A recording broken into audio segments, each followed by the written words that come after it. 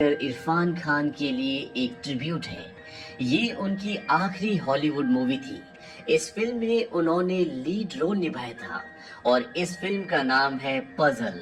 ये फिल्म शुरू होती है एक लेडी से जिसका नाम एग्निस है।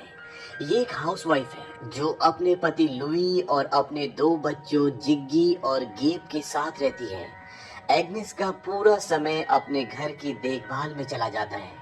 उसकी पूरी जिंदगी उसका घर है। उसे किसी चीज का कोई शौक नहीं होता, यहाँ तक कि वो एक स्मार्टफोन भी यूज नहीं करती। एग्निस के बर्थडे पर उसे बहुत सारे गिफ्ट्स मिलते हैं जिसमें एक स्मार्टफोन भी होता है, लेकिन एग्निस उसे चलाने में इंटरेस्टेड नहीं है। वो अपने बेटे को बोलती है कि इस फोन को तुम रख लो, मुझे इसकी जरूरत नहीं है।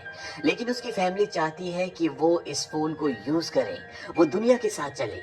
एग्निस उस फोन को रख लेती है। अब एग्निस को जो बहुत सारे गिफ्ट्स मिले होते हैं, इसमें एक पजल गेम भी होती है और इसमें 1000 पीसेस होते हैं और ये गिफ्ट एग्निस को सबसे पसंद आता है।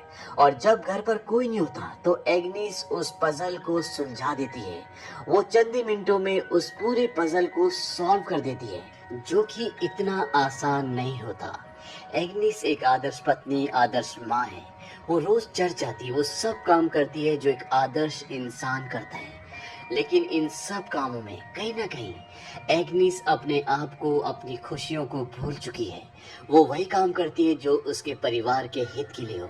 अब एग्निस को वो पजल सुलझाना इतना अच्छा लगता है कि वो उस आदमी को फोन करती है जिसने उसे वो गिफ्ट किया था और वो उस शॉप का एड्रेस उससे मांगती है और वो उस जगह पर जाती है जहाँ पर उस शॉप होती है। वो शॉपकीपर को 2 पजल्स दिखाती है और उससे पूछती है कि मुझे इन दोनों में से कौन सा खरीदना चाहिए। वो कहता है इस हर एक में 1000 पीसेस हैं और ये कभी सॉल्व नहीं होते। एग्निस कहती है कि मैं ये दोनों खरीदना चाहूंगी। एग्निस देखती है वहीं पर एक एडवर्टीजमेंट लगी होती है जिसमें लिखा होता है कि एक पजल पार्टनर की जरूरत है। एग्निस शॉपकीपर से पूछती है कि ये क्या है। वो कहता है कि मुझे नहीं पता कि ये यहाँ पर किसने लगाया, दरअसल मैं यहाँ पर नहीं बैठता, ये मेरे फादर की शॉप है। एग्निस उस नंबर को वहाँ से ले लेती है और वो घर पहुँचने के बाद वो पजल जो वो अभी अभी खरीद कर लेकर आई है वो उसे कुछ ही देर में सॉल्व कर देती है। और इसके बाद वो उस नंबर पर जो वो शॉप से लेकर आई थी उस पर मैसेज करती है। वो लिखती है कि मुझे लगता है कि मैं पजल्स को सॉल्व करने में अच्छी हूँ। वहां से मैसेज आता है हाउ गुड, यानी कितनी अच्छी। वो कहती है काफी अच्छी। अगले दिन वो चर्च जाती है और चर्च से वो सीधा उस जगह पर जाती है जिस नंबर पर उसने मैसेज किया होता है। ये एक आदमी का घर होता है जिसका नाम रॉबर्ट होता है और रॉबर्ट का किरदार इरफान खान ने निभाया है। रॉबर्ट उसे बोलता है कि मुझे एक पजल पार्टनर की जरूरत है क्योंकि यहाँ पर एक चैंपियनशिप होने वाली है जिसमें 2 लोगों की जरूरत होती है। रॉबर्ट उसे ये भी बताता है कि पिछले साल मैंने एक कंपटीशन जीता था, लेकिन वो सिंगल्स का था। एग्निस रॉबर्ट से पूछती है कि आपके पार्टनर का क्या हुआ। रॉबर्ट बोलता है तुम्हें कैसे पता कि मेरी कोई पार्टनर थी। एग्निस बोलती कि अगर तुम्हारे पास कोई पार्टनर नहीं होता तो तुम कभी भी डबल्स के लिए साइन इन करती ही नहीं। रॉबर्ट कहता है कि वो मुझे छोड़कर चली गई। रॉबर्ट एग्निस को एक पजल गेम सुलझाने के लिए देता है क्योंकि वो चेक करना चाहता है कि वो इसमें कितनी अच्छी है और एग्निस कुछ ही देर में उस पजल को सॉल्व कर देती है। इस बात से रॉबर्ट बहुत खुश होता है और वो उसे कहता है कि हमें हफ्ते में 2 बार मिलना होगा क्योंकि हमें प्रैक्टिस करनी है और 1 महीने बाद ये कंपटीशन होगा। और ये दोनों ये डिसाइड करते हैं कि ये मंडेज को और वेंसडेज को प्रैक्टिस के लिए मिलेंगे। एग्निस उससे पूछती है कि तुम्हारी पार्टनर तुम्हें छोड़कर क्यों चली गई। रॉबर्ट उसे बताता है कि दरअसल वो मेरी पत्नी थी, एक दिन वो बिना कुछ कहे यहाँ से चली गई। एग्निस पूछते है क्या वो पजल में बहुत अच्छी थी। रॉबर्ट बोलता है कि वो तुम्हारी जैसी नहीं थी, तुम बहुत ही बेहतरीन हो। एग्निस घर आ जाती है और घर आकर वो अपने परिवार को कहती है कि उसकी आंट के पैर में फ्रैक्चर हो गया है, इसीलिए हफ्ते में 2 बार उसे अपने आंट के घर पर उसकी मदद करने के लिए जाना होगा और ऐसा उसे कम से कम 1 महीने तक करना होगा। एग्निस अपनी आंट की मदद का बहाना इसलिए करती है क्योंकि वो जानती है कि अगर वो ये कहेगी कि उसे पजल प्रैक्टिस करने के लिए किसी के साथ जाना है, किसी से मिलना है, तो उसका पति उसे कभी भी इस चीज के लिए अलाउ नहीं करेगा। हालांकि ये कहने के बाद भी उसे उसका पति लुई अलाउ नहीं करता। वो कहता है कि वो तुम्हारा इस्तेमाल कर रही है, उनका अपना परिवार भी है, तुम्हें अपना ध्यान देना चाहिए। और वैसे भी गराज में इनवॉइस का बहुत सारा काम है, तुम उस काम में मेरी मदद कर सकती हो। एग्नेस बोलती है कि ठीक है, मैं उन्हें फोन करके बोल दूंगी कि मैं हफ्ते में 2 दिन नहीं आ सकती। लुई कहता है कि 1 दिन भी नहीं। एग्नेस कहती है ठीक है, लेकिन वो ये कहने के बाद भी फिर दोबारा रोबोट से मिलने के लिए जाती है, क्योंकि उसे पजल सुलझाना, रोबोट की बातें सुनना, ये सब अच्छा लग रहा होता है और साथ ही साथ ये उसके जीवन में एक नया बदलाव होता है। रॉबर्ट एक इन्वेंटर है, इसीलिए उसे काम करने की कोई जरूरत नहीं होती, वो बहुत पैसे वाला होता है। रॉबर्ट जब एग्नेस से दूसरी बार मिलता है तो वो उसे बताता है कि तुम कंफर्टेबल नहीं रहती। वो कहते हैं कि हाँ, मैं कंफर्टेबल नहीं रह पाती क्योंकि शायद मेरा दिमाग कहीं और ही रहता है। रॉबर्ट उसे बताता है कि तुम्हारे पास कोई भी ऐसा काम नहीं है जिसे करने में तुम अपना दिमाग इस्तेमाल करो, या कोई भी ऐसा इंसान नहीं है जिससे तुम अपने दिल की बात कर सको, और इसीलिए आप घबराते हो और अपने दिमाग को बेकार के कामों में उलझा के रखते हो। पजल सॉल्व करना आपके लिए एक बेकार का काम है, लेकिन इस काम में आपके जो रिजल्ट्स हैं वो बहुत ही कमाल के हैं, और अगर आपने अपने आप को थोड़ा सा और पॉलिश कर लिया तो हम ये कंपटीशन जीत जाएंगे और इसके बाद हमें बेल्जियम जाने का मौका मिलेगा, जहां पर world jigsaw puzzle federation competition होगा। एग्नेस रॉबर्ट की सारी बातें समझ जाती है। दरअसल एग्नेस एक परिवार में रहने के बाद भी अकेली है। उसके पास ऐसा कोई भी काम नहीं होता जो वो अपनी मर्जी से करती हो, वो सिर्फ दूसरों के लिए जीती है। अब एग्नेस यहाँ से सीधा अपने पति के गैराज में जाती है, जहाँ पर उसके पति के साथ उसका बेटा जिगी भी काम करता है।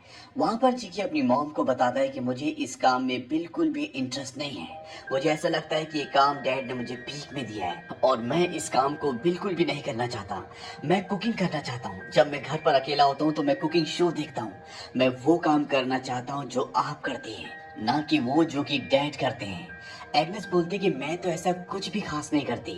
जिगी बोलता है कि आप मजाक कर रही हैं, आप एक साथ कई काम करती हैं और आप अपने हर काम में बहुत बेहतरीन हैं। ये सुनने के बाद एग्नेस को खुशी होती है। वहीं दूसरी तरफ रॉबर्ट का जिंदगी जीने का तरीका बिल्कुल अलग होता है। वो वही काम करता है जो उसे अच्छा लगता है, वो दुनिया के पीछे, भीड़ के पीछे नहीं जाता।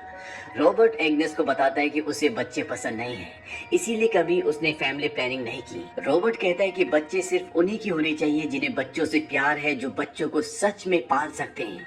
आजकल लोग फैशन के लिए बच्चे पैदा करते हैं, और वो उसे ये भी बताता है कि जो पहले उसकी पजल पार्टनर थी, दरअसल वो उसकी पत्नी थी जो उसे अब छोड़कर जा चुकी है। रॉबर्ट उसे कहता है कि हो सकता है कि तुम्हें मेरी बातें अजीब लगे। वो कहती है कि नहीं, तुम्हारी बातें अजीब नहीं है, थोड़ी सी अलग है, उन सब से अलग जिन सब को मैं जानती हूँ। इसके बाद एग्नेस घर आ जाती है। घर आने के बाद वो देखती है कि उसके पति की बहन भी वहाँ पर होती है। दरअसल आज एग्नेस को एक मीटिंग में जाना था जो भूल चुकी होती है, और ऐसा एग्नेस ने पहली बार किया होता है। एग्नेस कहती है कि मैं अपनी आंट के घर पर गई थी क्योंकि उनके पैर में चोट लगी हुई है। हालांकि वो झूठ बोलती है, लेकिन ये झूठ भी उसके पति लुई के लिए झूठी है, क्योंकि उसने लुई से पहले ये कहा था कि वो अपनी आंट के यहाँ पर नहीं जाएगी। इस बात से उन दोनों के बीच में थोड़ी सी आर्गुमेंट्स होती है। एग्नेस इसके बाद बाहर जाती है, जहाँ पर उसका बड़ा बेटा जिगी भी होता है। जिगी को दरअसल एग्नेस ने फोन करके ये बोला था कि वो चर्च की किसी मीटिंग में है, और घर आने के बाद वो ये बोलती है कि वो अपनी आंट के पास गई थी। जिगी बोलता है, मॉम मुझे कुछ नहीं जानना, बस मैं ये चाहता हूँ कि आप खुश रहें। जिगी अपनी मॉम से ये भी बोलता है कि आपने डैड को डाइवोर्स क्यों नहीं दिया, मैंने आपको उनके साथ कभी भी खुश नहीं देखा। उसकी मॉम कहती है कि माँ और बेटे के बीच में ऐसी बातें नहीं होनी चाहिए। जिग्गी सिगरेट पी रहा होता है। एग्नेस कहती है कि मुझे भी एक सिगरेट दो, और एग्नेस भी अपने बेटे के साथ सिगरेट पीती है। हालांकि उसने अपनी जिंदगी में आज पहली बार सिगरेट पी होती है। अगली सुबह जब एग्नेस उठती है तो हर रोज की तरह वो अपने पति लुई को उठाती है, और हर रोज की तरह लुई बोलता है 5 मिनट और सोने दो। एग्नेस कहती है कि चाहो तो 2 घंटे और सो जाओ। ऐसा जवाब एग्नेस ने उसे पहली बार दिया था। पहले एग्नेस हर 5 मिनट बाद उसे उठाने जाती थी, लेकिन अब एग्नेस का दिमाग बहुत हद तक बदल चुका है, और इस सब के पीछे रॉबर्ट की बातें, उसका साथ एक बहुत बड़ा कारण होता है, और धीरे धीरे ये एक दूसरे के करीब भी आ जाते हैं। रॉबर्ट एग्नेस को किस करने के लिए बोलता है, लेकिन एग्नेस मना कर देती है। एग्नेस को इस बात का बहुत ज्यादा बुरा नहीं लगता, क्योंकि कहीं ना कहीं वो भी रॉबर्ट को पसंद करती है। अब एग्नेस अपने पति लुई के साथ उस जगह पर जाती है जहां वो हमेशा छुट्टियां मनाने के लिए जाते हैं। ये उनका एक और घर होता है जो झील के किनारे होता है। एग्नेस अपने पति को बोलती है कि हमें ये घर बेच देना चाहिए ताकि हम अपने दोनों बच्चों की पढ़ाई का खर्चा उठा सकें। दरअसल लुई का काम बहुत अच्छा नहीं चल रहा होता, जिसकी वजह से ये अपने छोटे बेटे की कॉलेज की फीस जमा करने में असमर्थ होते हैं। लुई बोलता है कि मैं इस बारे में सोचूंगा। अब जब ये वापस वहाँ से घर आ रहे होते हैं तो रास्ते में एग्नेस बता देती है कि मैं एक पजल कंपटीशन में हिस्सा ले रही हूँ। लुई पूछता है कि इस कंपटीशन में कितने लोग हिस्सा ले रहे हैं। एग्नेस बोलती है लगभग 360 लोग। लुई बोलता है कि मुझे नहीं लगता कि ये कोई अच्छा आइडिया है। एग्नेस कहती है कि मैं तुमसे पूछ नहीं रही बल्कि मैं तुम्हें बता रही हूँ। तुम मुझे इसमें सपोर्ट करो चाहे ना करो, इससे मुझे कोई फर्क नहीं पड़ता। मैं इस कंपटीशन में हिस्सा जरूर लूंगी। और साथ ही साथ एग्नेस अपनी आंट से मिलने के लिए भी जाती है जिनके पैर में फ्रैक्चर हुआ होता है। वो अब सारे काम वो करती है जो उसका मन करता है।